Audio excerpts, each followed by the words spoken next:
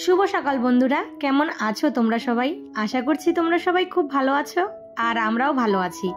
আমার আরও একটি নতুন ব্লগে তোমাদের সবাইকে অনেক স্বাগত জানাই। আজ হচ্ছে বুধবার আর এখন বাজে ঘড়ির কাঁটায় ওই সকাল 7:30 মতো।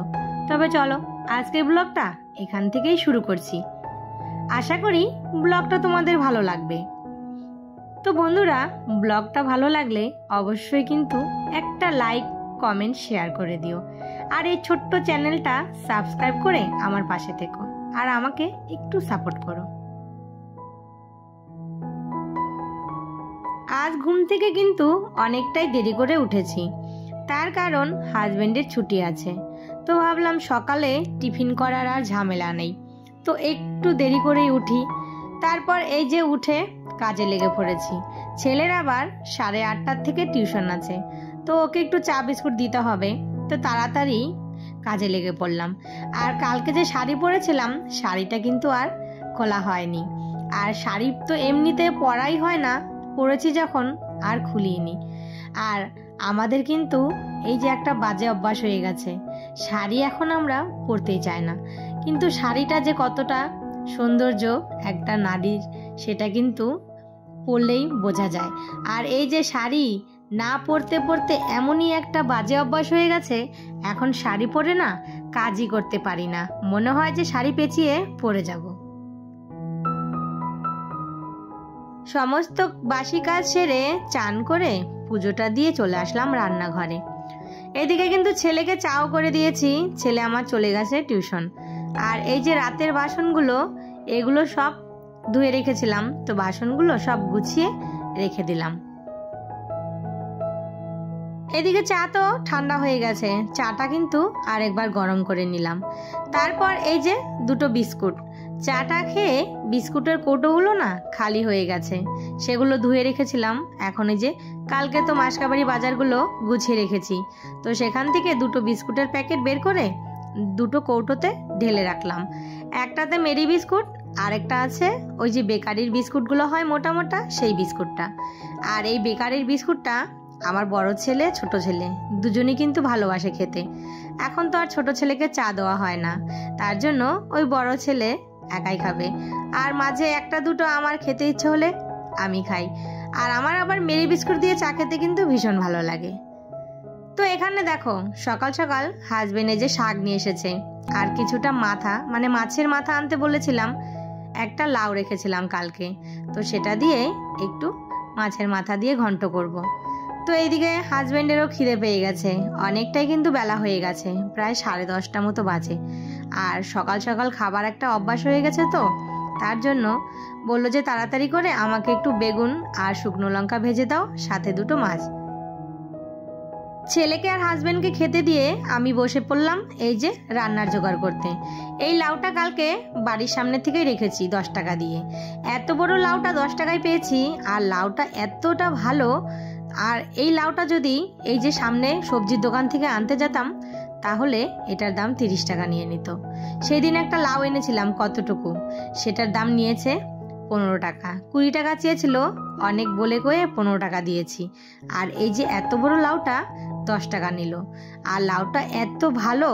তো এদিকে লাউটা ভালো করে ছুলে তারপর জল দিয়ে ধুয়ে এখন এই যে কুচিয়ে কেটে নিলাম। আর লাউটা কিন্তু সবসময় ধুয়েই কাটতে হয়, না হলে না অনেকটাই জল ওঠে। সেই দিন যে তরমুজটা এনেছিলাম, ফ্রিজে থেকে থেকে না কেমন হয়ে যাচ্ছে, তো ভাবলাম এটা কেটে সবাইকে দিয়ে দেই, আর ছোট ছেলের জন্য একটু জুস বের করে নিই। আর আমার ছোট ছেলে তো কোনো ফলই খেতে চায় না, তো ওকে যদি এইভাবে জুস করে দেওয়া হয় না, তাহলে একটু খেয়ে নেবে। আর জুসটা, এই যে তরমুজটা একদমই ঠান্ডা, তো এটা আমি জুস বের করে রেখে দিলাম, একটু পরে ওকে খাইয়ে দেব। এখানে না কয়েকটা ছোট আলু প্রেসারে সেদ্ধ করেছি, আর সেটাই আমি এই যে ছুলতে বসে পড়েছি। এই ছোট আলু দিয়ে করব আজকে বোয়াল মাছের কালিয়া।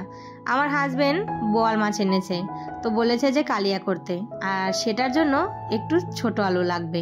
তো এখানে ছোট আলুটা বেছে সেদ্ধ করে নিয়েছি, সেটা খোসা ছাড়িয়ে এখন এই যে একটু লঙ্কা বেটে নিচ্ছি। আর এখন ঘরে লঙ্কা এনে রাখলেই পেকে যায় দেখো। আর এই পাকা লঙ্কা দিয়ে তরকারি করলে কিন্তু আর লঙ্কার গুঁড়োটা ইউজ করতে হবে না। আমার মিক্সির বাটিটা এখনও ঠিক হয়নি, তাই পাটায় আবার মশলা বাটতে হচ্ছে আমাকে। এইদিকে তেলটাও বাড়ন্ত হয়ে গেছে, তো তেলটাও আমি ঢেলে নিলাম। এখন তেলটা ঢেলে মাছ ভাজাটা বসিয়ে দেব। আর রান্নার সময় এইরকম কৌটো, মশলার কৌটো, তেলের কৌটো খালি হয়ে গেলে না বিরক্ত বোধ হয়। তো আগে থেকে যদি এগুলো ভরে রাখা যায় তাহলে কিন্তু রান্নার সময় কোনো ঝামেলাই হয় না। তো এদিকে মাছ ভাজা বসিয়েছি, আর মাছগুলো এমনভাবে ফাটছে যে মাছ দিতেই আমার ভয় লাগছে। মাছ দিয়ে আমি কিন্তু ওই দূরে গিয়ে দাঁড়িয়েছিলাম। মাছ ভাজাটা বসিয়ে এখানে ডিমের পাতাটা খুলে তারপর এই যে ডিমগুলো সাজিতে ঢেলে নিলাম। এগুলো এখন ভালো করে সাবান দিয়ে পরিষ্কার করে নেব। তো তার আগে তরকারিটা বসিয়ে নিই। এখানে মাছ ভাজা হয়ে গেছে, আমি একটু জিরে আর তেজপাতা ফোড়ন দিয়ে এই যে ছোট আলুটা ভালো করে ভেজে নিয়েছি। তারপর এখানে লঙ্কা বাটাটা দিয়ে মশলা দিয়ে ভালো করে কষিয়ে জল দিয়ে দিয়েছি। আর বেশি একটা কিন্তু ঝোল হবে না, ওই মাখা মাখা হবে। আর এইদিকে আমার ডিমগুলো কিন্তু একদম পরিষ্কার করা হয়ে গেছে, অনেকটাই নোংরা ছিল। এইদিকে ছেলেও আসলো, ওর খেলা হয়ে গেছে, তো বাড়িতে ওকে একটু ডেকে আনলাম। তারপর ওকে এই যে জুসটা দিয়ে দিলাম, কেননা অনেকক্ষণ থেকে জুসটা রেখে দিয়েছি, তো এখন একটু ঠান্ডাটা কমেছে। এইদিকে আমার রান্না বান্নাও পুরো কমপ্লিট হয়ে গেছে। তো এখানে আছে বোয়াল মাছের কালিয়া, সাথে লাউ দিয়ে মাছের মাথা দিয়ে ঘন্ট, আর একটু লাল শাক ভাজি। ছেলের জন্য এক পিস মাছ ভাজাও তুলে রেখেছি। আর এই তো আমাদের দুপুরের মেনু। আজকে রান্না খেয়ে শাশুড়িমা আর হাজবেন্ড খুবই প্রশংসা করেছে। তো আজকের রেসিপিটা কিন্তু দারুণ হয়েছে। আর এই হাজবেন্ডের মন পেতে হলে এই রকম রেসিপি কিন্তু তাদেরকে মাঝে মাঝে করেই দিতে হবে। যাই হোক, রান্নাটা আমি কিন্তু ওই নিজেই শিখেছি, আমাকে কিন্তু কেউ হাতে ধরে শিখিয়ে দেয়নি। আমি কিন্তু বাবার বাড়িতে কোনোদিনও জল ভরেও খাইনি, আর শ্বশুর বাড়ি এসে সবই করে খাচ্ছি। তো এখানে রান্নাটা সবই কিন্তু আমাদের নিজের কাছে। আমার কাছে কি কোনো জিনিস যদি ভালো লাগে না, সেটা আমি করার চেষ্টা করি।